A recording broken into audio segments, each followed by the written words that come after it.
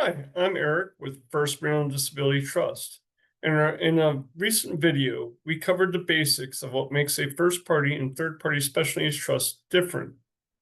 Today, I want to go a little further and talk about special needs trusts and Rep Payee.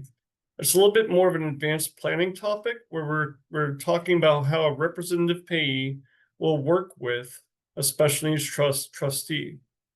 As a quick reminder, this video is for general information. It is not meant to be legal or financial advice. Everyone's situation is different, so talk with a qualified professional before making any changes. Let's start with the basics of a representative payee or Rep Payee. A Rep Payee manages monthly benefit payments like Social Security, retirement, Social Security disability insurance, or supplemental security income for someone who can't manage this money on their own.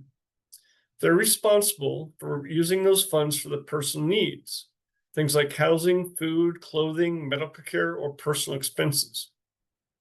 Now, here's where it gets interesting. A Rep Payee and a special needs trust can both be involved in the same person's financial life, but they play different roles.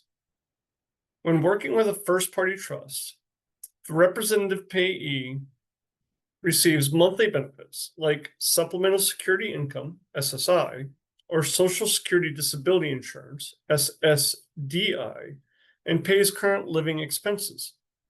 The first-party trust holds lump sums, things like settlements, inheritances, or Social Security back payments.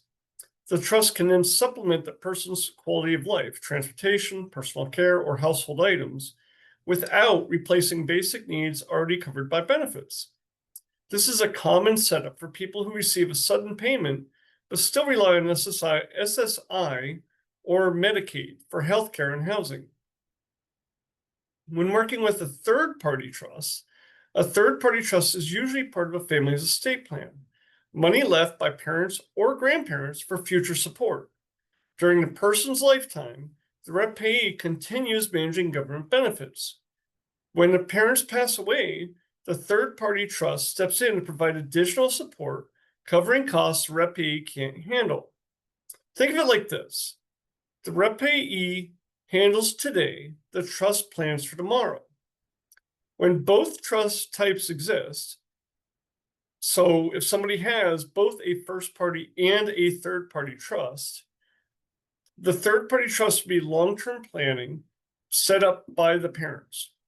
And then let's say one of the parents was active duty military and they have their survivor benefit plan that they are leaving to a first-party special needs trust.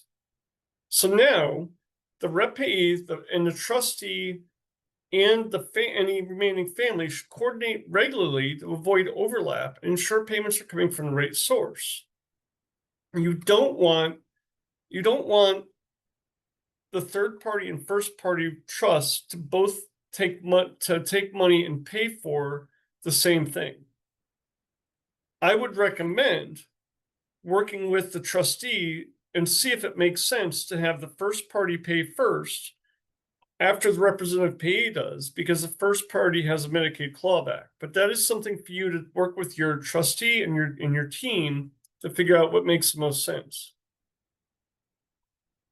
At First Maryland Disability Trust, we often work with families where our Rep Payee program manages monthly benefits, and our trust department manages one or more trusts for the same person.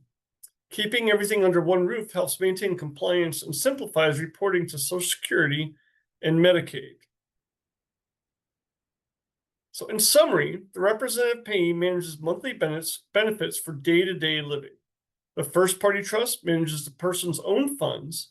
The third-party trust manages family or future funds. And when they work together, benefits stay safe, spending is documented, and planning stays on track.